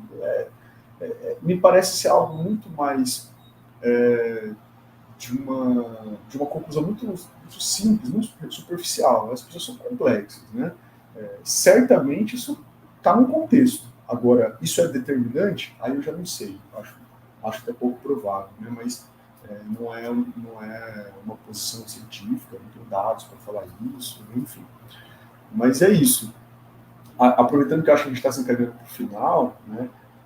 Eu queria pensar, assim, de certa forma, deixar essa mensagem que, quando a gente olha para o nosso comportamento hoje, no século XXI, é importante que a gente contextualize que o nosso modelo de direito penal é um modelo de direito penal do século XIX, né? Se não falar do século XVIII.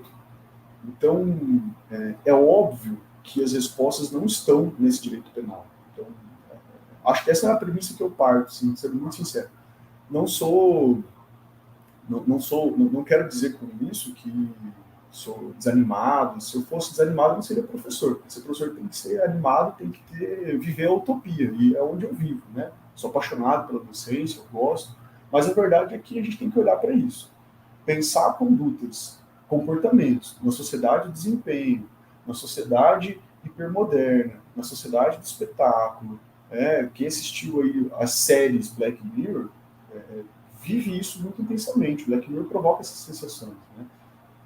Pensar essa sociedade do século XXI, um modelo de direito penal do século XVIII, século XIX, é uma incompatibilidade básica, essa é a premissa. Não serve, não tem como. E toda vez que a gente tentar apenas corrigir esse direito penal, o que a gente está fazendo enfim, distorcendo ainda mais isso, né? Porque eu não acho que é uma questão de reformista, assim, né? Mexer em uma coisa ou outra. Até 2019 agora veio o pacote anticrime, né? Incluiu aí o acordo de não persecução penal. É um ponto que é tratado do seriado, né? O quanto que as pessoas estão livres para pensar e consentir e fazer acordo com a acusação. Esse é um ponto interessante também que a SEP traz, né? A decisão dela, não, eu vou para o julgamento, eu não vou aceitar o acordo e tal, né? Quer dizer, se ela tivesse aceito o acordo, a gente não estaria falando sobre essa série aqui hoje. Olha só que interessante, né? Então, talvez quantas pessoas estão na mesma situação que a Ana e fizeram acordos e a gente não sabe, né? Só para provocar ainda mais, né? Lembram aí do caso em 2016, né? Da JBS, da delação, enfim, que foi um acordo. Talvez aquilo lá não teria tido impacto se não tivesse tido um acordo, enfim, né? Aí já são outros 500, mas é isso, é pensar um sistema de justiça criminal construído no século XIX, numa sociedade do século XXI. A gente já nasce atrasado, né? O tempo que... Olha que loucura, né? Para encerrar, eu juro para encerrar. O tempo de um bebê, do nascimento de um bebê, até ele começar a ter um pouco mais de consciência e interagir assim com sei lá, tecnologia, né? Sei lá, 6, 7 anos. 6, 7 anos a tecnologia já é revolucionária hoje, né? No espaço de 6 anos já é outra. Então, hoje, 2021, se nasce uma criança agora, 6 anos para frente já vai ser um outro mundo. Assim. Isso é muito doido, porque, imagina, né? Francisco datilografava, olha isso, que loucura, aprender a datilografar. É impossível uma criança aprender a datilografar hoje, ela já sabe. E ela nem precisa mais fazer isso, porque ela dá comando de voz, já é ultrapassado digitar, né? Não faz nem sentido isso, né? Enfim, desculpa aí, tomei bastante tempo, mas eu tô com bastante angústia aqui. Sábado é para compartilhar angústias depois do café. Obrigado, professor Lélio.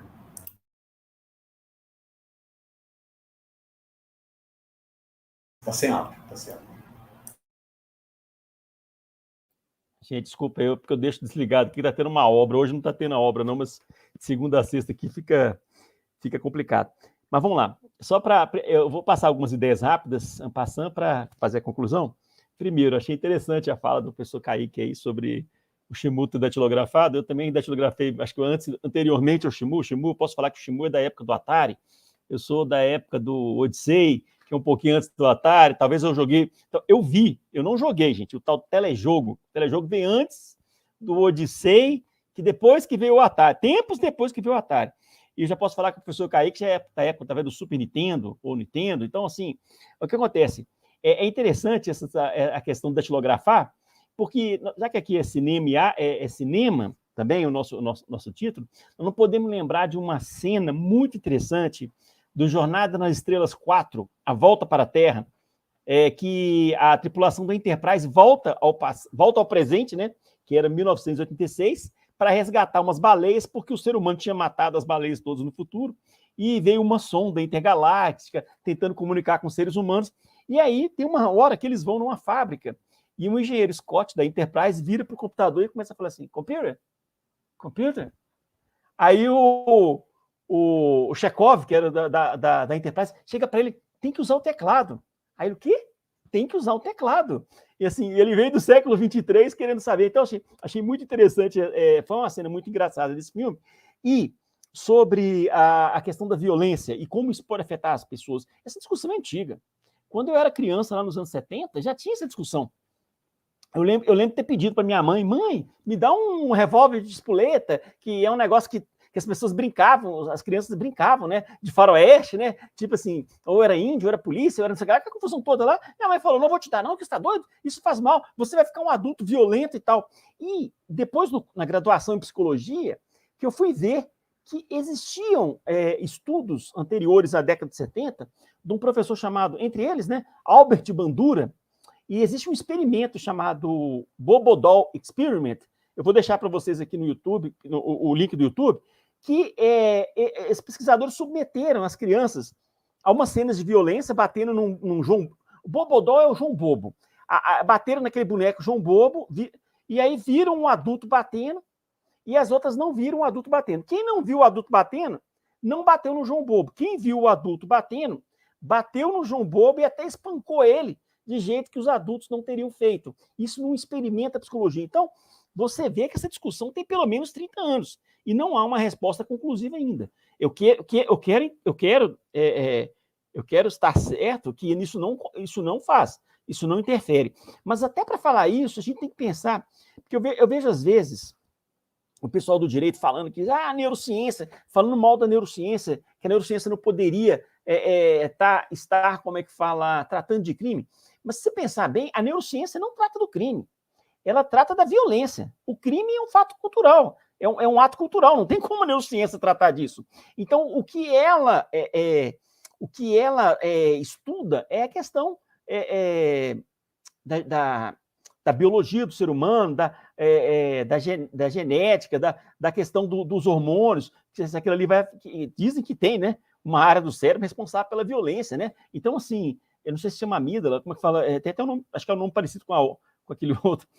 Mas olha, para vocês verem, ela não estuda crime. Em momento algum ela quer estudar crime, porque não tem nem jeito dela querer estudar, porque crime é uma ação cultural. Não teria como a neurociência, a medicina estudar isso, né? Mas é interessante, e aí, caminhando para outra ideia, que é o seguinte, não sei se vocês concordam comigo, professor Kaique e professor Francisco. Vejam como faz falta o estudo da teoria da justiça nas graduações em direito. Isso não existe. A gente vai ler Michael Sandel e o Amartya Sen, talvez no mestrado, muitas vezes passa correndo. No doutorado, talvez, você lê um pouco mais. Tipo assim, então, isso é... O que é justiça? Então, assim, o que é justo? Então, eu fico vendo as pessoas pensando assim, mas essa questão aí não tem nada a ver com direito, isso aí é desigualdade, isso é a lei. Peraí, gente. Quando você pega ainda mais na vertente do Amartya Sen, não tem como ter justiça se tiver desigualdade. Então, isso é nuclear. Então, os alunos da graduação de Direito, eles não têm contato com isso. Se 1% dos alunos da graduação de Direito do Brasil tiver contato com a teoria da justiça, é muito. Deveria ser 100%. E é um outro problema, e aí como... Eu vi alguém falando aí de revistinha, gente, não falo de revistinha, não, são graphic novels.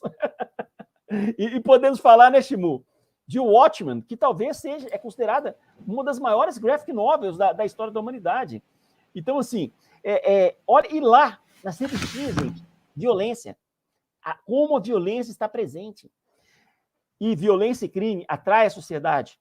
E, por último, uma ideia que eu quero deixar para vocês aqui, minha última ideia, pelo que eu estou vendo, que é uma ideia estrutural de como eu vejo a situação hoje, em 2022, que é, por exemplo, eu estou com 51 anos, e aí a impressão que eu tenho, quando eu leio o jornal e quando eu vejo os julgamentos, e quando eu leio, e vejo o fórum no dia a dia, A impressão geral, não estou falando a impressão de caso concreto. A impressão que eu tenho, assim, gente, como é que a humanidade voltou 50 anos, assim, em menos de 10 anos? Eu fico querendo entender, porque tem discussões, e aí eu queria que o Shimu e o professor Kaique comentassem isso no final, essa reflexão, porque, gente, eu não entendo. Eu não entendo como assuntos que há 10 anos atrás estavam para lá de superados voltaram. E aí eu deixo para vocês uma reflexão da professora Tatiana Roque, que é professora de matemática numa federal no Rio. Estou tentando lembrar qual que é. Ela escreveu um livro recente que foi publicado, onde ela comenta isso. Como a política e a ciência, elas andaram juntas do iluminismo até algumas décadas atrás. E aí as pessoas, a sociedade, que sempre que acreditava muito na ciência, né? Logicamente tem alguém que não acreditava. Ela começou a ter uma desesperança com a ciência. Por quê? Eu não sei se vocês passaram por isso, Shimu talvez. Quando eu era criancinha, alguém virou para mim e falou assim, Lélio, quando o computador vier, os seres humanos vão trabalhar menos. Gente, eu não sei quem foi essa pessoa, mas hoje, em 2022, eu vejo que ela está totalmente equivocada. A gente trabalha muito mais. E hoje, como o professor Kaique falou do Bill Churran, Bill Churran, né? A sociedade de desempenho, a gente trabalha 24 horas por dia. Vocês sabem, vamos falar para a Marjorie e para a Sara, a gente não sabe mais diferenciar o que é trabalho e o que é lazer, porque toda hora tu tá respondendo e-mail, aí a conversinha no Instagram vem ali e pergunta, olha, você já fez WhatsApp. Gente, o Shimu mandou para mim uma mensagem ontem, e aí, gente, eu confesso para vocês, eu estava jogando Age of Empires 2, eu tenho esse vício. É um jogo de conquistas, eu me sinto como um guerreiro medieval, e era 5, 6 horas de jogo. Eu vi o Shimu lá e falou, Shimu mandou mensagem para mim no final da noite. Não, eu não vou, peraí, agora eu tô jogando Age of Empires. Aí de manhã eu respondi para ele. Mas a tentação que veio ali, gente, para tudo, responda o Shimu. Ele tem que responder, você é um professor, você tem que... Então, gente, o que acontece?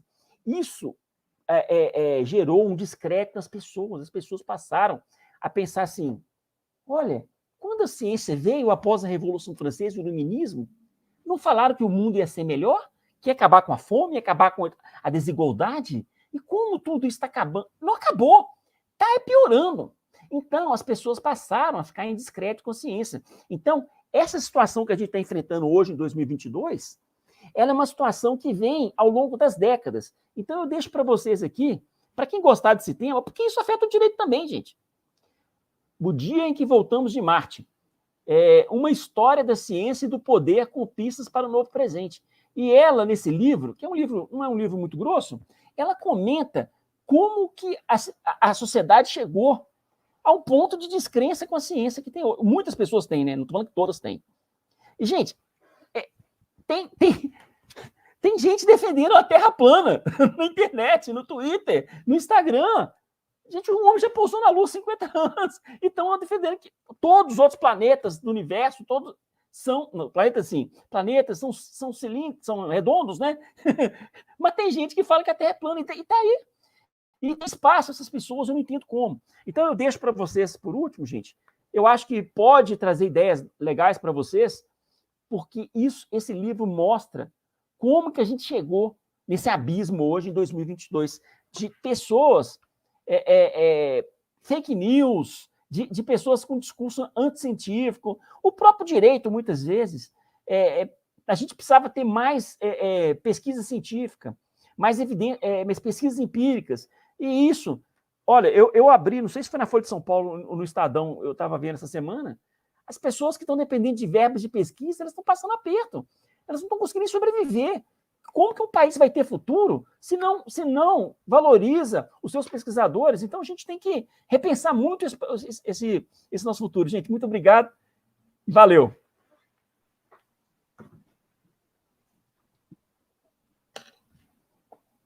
Bem, agora a gente pode concluir no nosso trabalho, juntamente eu e a Marjorie. Tem alguma coisa para agregar nesses conhecimentos riquíssimos que a gente aprendeu hoje à tarde, Marjorie? Algum comentário? Eu achei muito interessante. Foi um debate com muitas reflexões. Percebi que as opiniões são bem parecidas, né? Principalmente nessa última pergunta, né? E eu queria deixar uma reflexão para quem assistiu. Ela ia ser uma pergunta, mas eu vou deixar ela aqui como uma reflexão, né? A gente viu que a Ana, as pessoas se aproximavam dela, muitas, né, para obter vantagens. E quando a jornalista ela está coletando, né, as histórias, a gente pode perceber que muitas vítimas elas omitiam alguns fatos, né? E aí eu deixo a reflexão, elas estavam com vergonha de dizer que foram enganadas, omitindo alguns desses fatos, ou elas estavam, ou era a consciência delas, querendo dizer algo, né?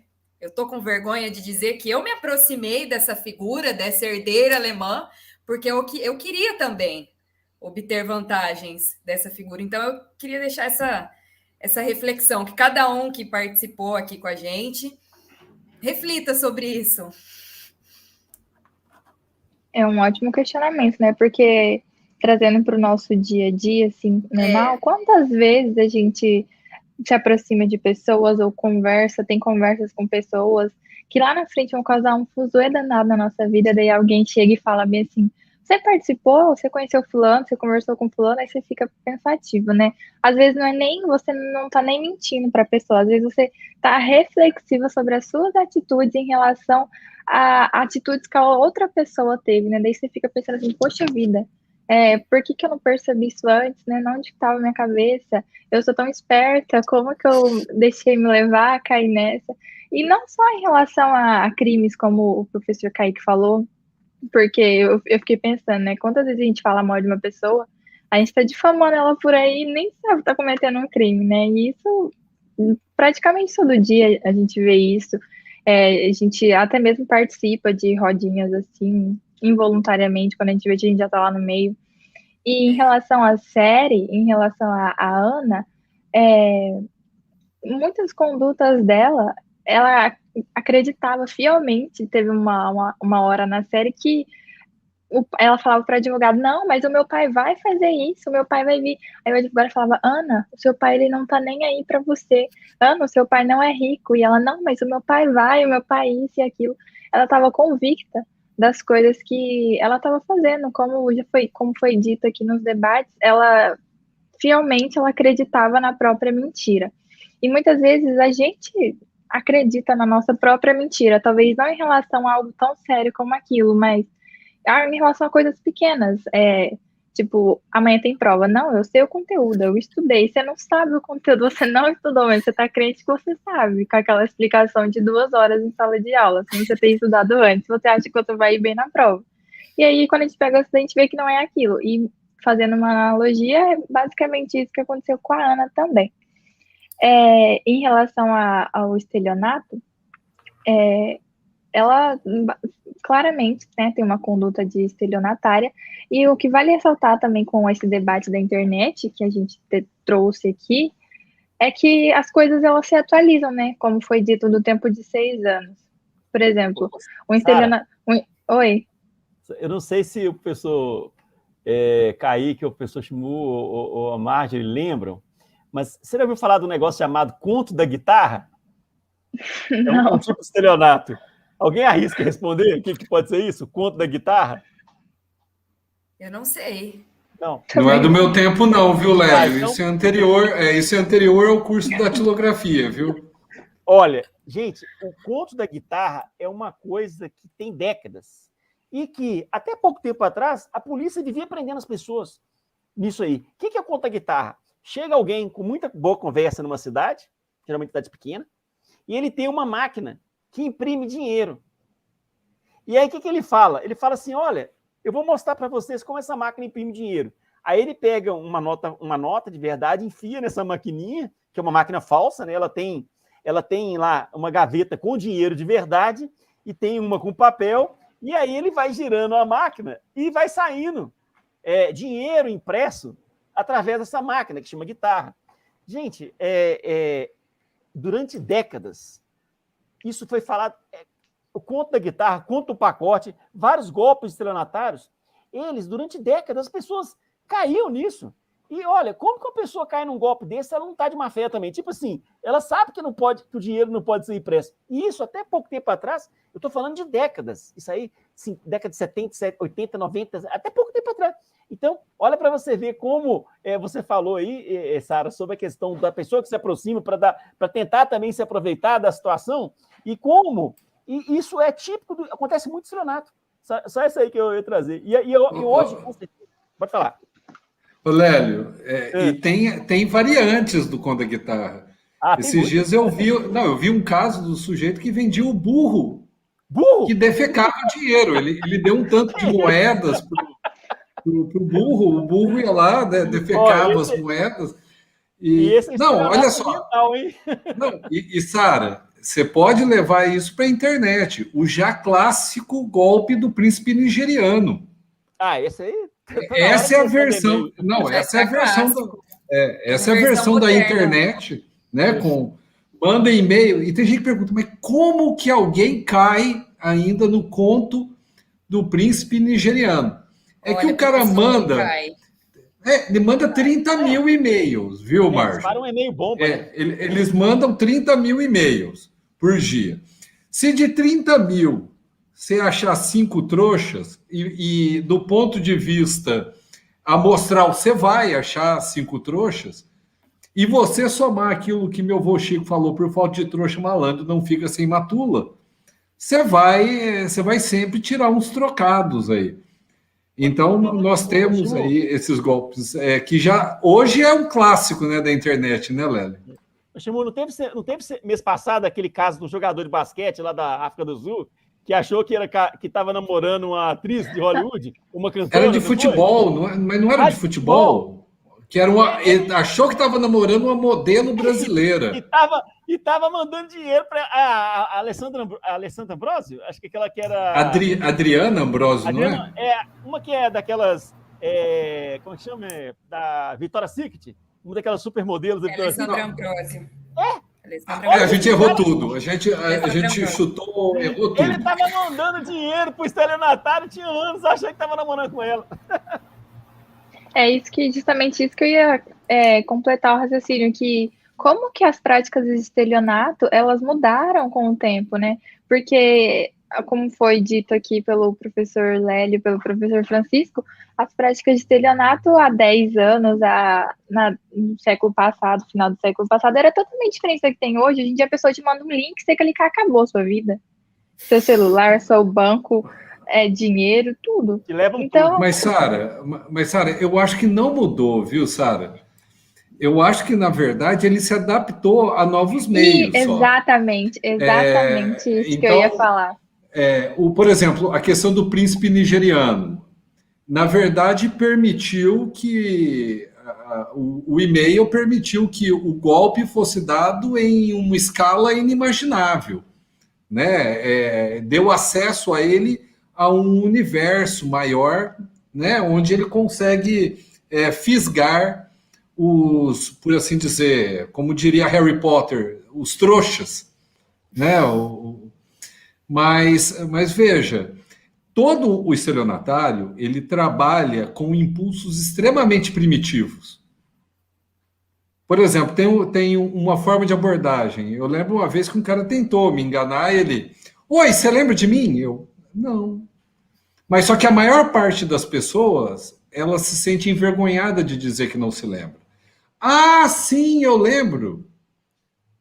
Você não lembra? Eu ia na casa do seu avô. Aí você conta algo do avô. Ele usa essa informação para... não, então ele lembra mesmo do meu avô, porque... Mas você não percebe que você deu a informação para ele continuar desenvolvendo a história. Hoje em dia fazem isso por ligação, tipo, te ligam, oi, aqui é fulano de tal, sim. Por aí vai. E ele usa esses impulsos.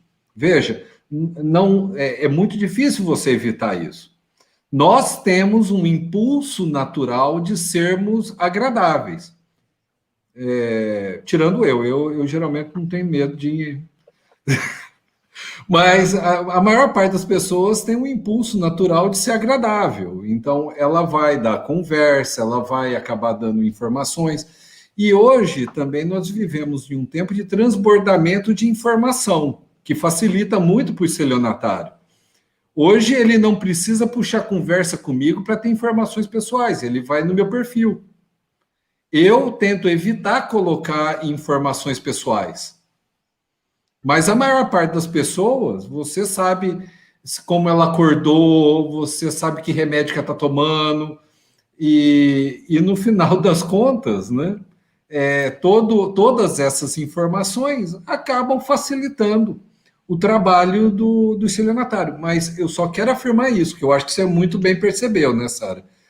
Os novos meios não alteraram o crime de forma substancial. O crime de estelionato continua sendo um crime de estelionato, só que aplicado por meio das redes e facilitado por meio das redes, mas continua sendo, em essência, o mesmo crime. Eu até queria destacar para a audiência que ainda não saiu, que em 2021 teve uma alteração interessante no Código Penal, que foi inserida uma causa de aumento de pena para o estelionato pelas redes sociais, tá? Isso é algo aí, quem não está atualizado, preste atenção. Em 2021, você vai ali, artigo 171, parágrafo 2º-A e parágrafo 2º-B, né? Que, inclusive, o parágrafo 2º-B, ele traz o parágrafo 2º-A, fraude eletrônica, é a forma qualificada do estelionato, que passa a ter pena de 4 a 8 anos e multa, e o parágrafo 2º-B é causa de aumento de pena de 1 a 2/3 quando o servidor está fora do território nacional, que é um prato cheio aí para o Alexandre de Moraes, né, pessoal? E voltando para a gente concluir a respeito do pensamento da Ana, ela é uma clara estelionatária, né, como previsto no nosso artigo do Código Penal 171, como o professor Francisco falou, ela induzia as pessoas ao erro, porque como na viagem lá para o Marrocos, a amiga dela, né, a Rachel, acabou pagando tudo, ela falou assim, não, eu vou fazer transferência. Não, eu já fiz a transferência, ou seja, ela estava induzindo a Rachel a passar o cartão dela porque ela estava falando, não, eu vou te pagar, isso e aquilo. E quantas vezes, né, as pessoas nos induzem a cometer erros que talvez não seja em relação ao estelionato, mas em várias outras áreas da nossa vida. Então, essa série, ao meu ponto de vista, eu achei ela muito relevante, porque ela não trata apenas de um crime, ela trata apenas de várias condutas que a gente tem na nossa vida, em relação a nossas amizades, aos nossos círculos, em como a gente passa a olhar as pessoas, né, como a gente vê que um criminoso nem sempre vem com uma arma na mão apontada para sua cabeça, que às vezes ele pode vir vestido de seu amigo. E isso é muito importante, muito relevante, e essa é a minha contribuição no Cinearte de hoje. Muito obrigada aos professores e à minha colega Marjorie. Só prestigiar aqui a nossa audiência, ó, teve gente que já começou aqui a refletir. Manuela Leite mandou aqui no chat. Lembrando que o advogado da Ana disse, todo mundo tem um pouco de Ana. O Raul Sérgio, assistiram muito Um Príncipe em Nova York. E tem uma pergunta, dá tempo de responder? Do Manuel Renato de Jesus. Para combater o crime de estelionato, seria através de penas mais duras? Quem se habilita? Para a gente encerrar. Eu vou só fazer um comentário breve, já me despedindo, porque, enfim, só puxando o gancho que hoje um golpe também muito recorrente, né, nessa operação grande que teve agora, que é usar essa possibilidade de ganhos fáceis, né, usando criptomoedas. Aquele rapaz lá no Rio de Janeiro, o patrimônio dele é na casa dos milhões, assim. E pessoas famosas apostaram nisso, né? Pessoas que têm, assim, é muito diferente da guitarra, né? Do professor Lélio, assim, é algo que não é tão, não atinge pessoas tão simples, né? São pessoas que têm poder econômico e tal. Então, na verdade, a pergunta do Manuel para mim é, eu consigo não responder ela diretamente, mas pelo menos provocar a reflexão, será que algum crime se enfrenta com aumento de pena? Né? Eu realmente eu não sei, eu sou descrente disso no primeiro momento, né? aumentar a pena por si só, não vejo como um enfrentamento viável, ou útil, ou eficiente, sem descolar da possibilidade de existir algum nível de impacto de uma pena alta, né? Agora, achar que isso é ou acreditar que essa é uma estratégia eficiente, eu acho pouco provável, né? Não é o que eu acredito. E é interessante pensar no estelionato porque é um tipo de crime relacionado principalmente com questão patrimonial. E pensar o bem jurídico patrimônio é você pensar numa sociedade desigual, né? Recomendo vocês olharem uma pesquisa, eu juro que depois que eu parar eu vou olhar aqui e jogo aqui para colocar no chat. A pesquisa foi divulgada pela BBC, mas é do IPEA, que mostra o nível de desigualdade no Brasil. Hoje, se você ganha R$5.000 de renda, você está dentre os 10% mais ricos do Brasil. R$5.000. Isso é um choque que é um tapa na cara. Você fala assim, é óbvio que num país com tamanha desigualdade, os crimes patrimoniais vão ter muito mais incidência.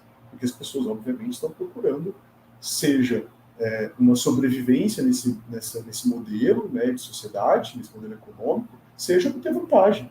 O estelionato, o verbo é obter vantagem.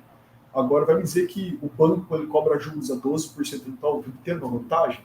Só que é uma vantagem que o direito reconhece enquanto lícita, né? Então, a pessoa que passa a perna lá, faz um ato, né, para enganar e obter uma vantagem, é criminalizado. Na linha exatamente do que o professor Lélio falou, né? Violência, o Renato Russo fala, né, violência é tão fascinante e nossos dias são tão normais, né? A violência é algo demasiadamente humano. O crime não. O crime é criado, né? É uma invenção social, e aí a discussão vai para uma outra esfera, né? Mas, enfim, gente, sempre acabo extrapolando meu tempo, né? Desculpa, mas estou muito feliz de estar aqui e poder partilhar isso, né? Jogar algumas ideias, receber algumas ideias. Estou muito feliz, não conhecia o professor Lélio, né? Estou muito contente de poder trocar essas ideias. Inclusive, vamos estreitar mais os laços aí. O professor vir aqui para o Mato Grosso do Sul, a gente está precisando oxigenar, né? Enfim, quero agradecer a todo mundo que está aí no sábado, né? Quem quiser pode entrar em contato, estou aqui no Fadir. E até o próximo Cinearte. Podem contar comigo. Um grande abraço. Muito obrigada, professor Kaique. Eu também. Alô? Oi. Não, Marjorie, eu ia até complementar ali o professor Kaique. Fica à vontade. Eu concordo, eu acredito que aumentar a pena não resolve. Aliás, vai contra a tendência. Outra alteração que teve aí em 2019 foi que passa a ser crime de ação penal pública condicionado à representação.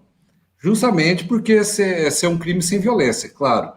Fora daqueles casos, crime contra a administração pública direta ou indireta, maior de 60 anos, criança ou adolescente. Mas, enfim, o que me parece... Eu gostei do comentário ali de uma pessoa que tem até uma imagem ali de um anime. Meus filhos adoram o anime ali. Da Yuki-san, que realmente, olha, tem algumas coisas que o direito penal não vai resolver a contento, se é que resolve a algum contento, e deveriam ser trabalhadas através de métodos extrajurídicos, inclusive a questão de educação, como o professor Kaique bem falou. E mesmo supondo que o direito penal seja capaz de resolver o problema, me parece que é muito mais uma questão de diminuir o âmbito de impunidade do que aumentar a graduação da pena. Não adianta nada você ter uma pena relativamente grande, mas a certeza de aplicação de pena ser relativamente pequena. E só para... Tem uma outra pergunta aqui da Natália. Casos de alguns pastores famosos enganarem fiéis com promessas religiosas através da ajuda com dízimo, por exemplo, poderia ser considerado estelionato? Na maior parte das vezes não, viu, Natália? Desde que ela se dê dentro do exercício regular do direito à prática religiosa e do culto.